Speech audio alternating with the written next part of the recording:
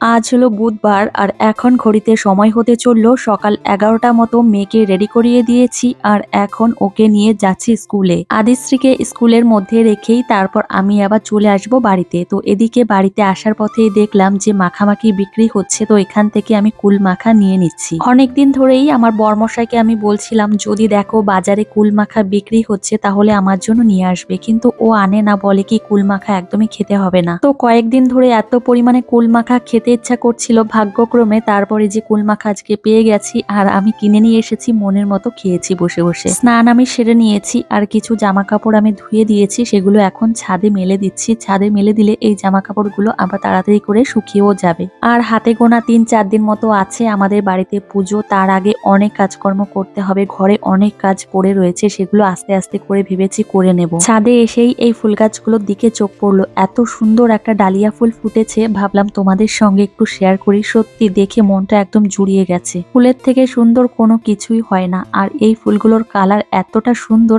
এতটা মিষ্টি, কি বলবো। আর এদিকে আমার কাজকর্ম হয়ে গেছে আর এখন যাব আবার বাজারে। 1:30টা বাজার আগেই আমি চলে এসেছি বাজারে, আর বাজারে এসেই জামাইবাবুর দোকানে এসেছি, স্কুলের পাশেই দোকান। তো এদিকে এই নাইটিগুলো আমার খুব পছন্দ হয়েছে। এখান থেকে আমি একটা নাইটি নিয়েছি, তারপর মেয়েকে স্কুল থেকে নিয়ে বাড়িতে চলে এসেছি। আর বাড়িতে এসে ওকে ফ্রেশ করিয়ে দিয়েছি, তারপর ওর খাবারটাও রেডি করে নিয়েছি। যাই হোক, মেয়েকে দুপুরের খাবারটা খাইয়ে দিয়ে তারপর চলে এসেছি রুমে। আর তোমাদেরকে এখন দেখাবো কোন নাইটিটা আনলাম। প্রথমে আমার গোলাপি কালারটা পছন্দ হয়েছিল, পরে জামাইবাবু বলল তুই ফর্সা মানুষ, তোকে এই কালারটাতেই ভালো মানাবে, সেই জন্য এই কালারের নাইটিটা নিয়ে এসেছি।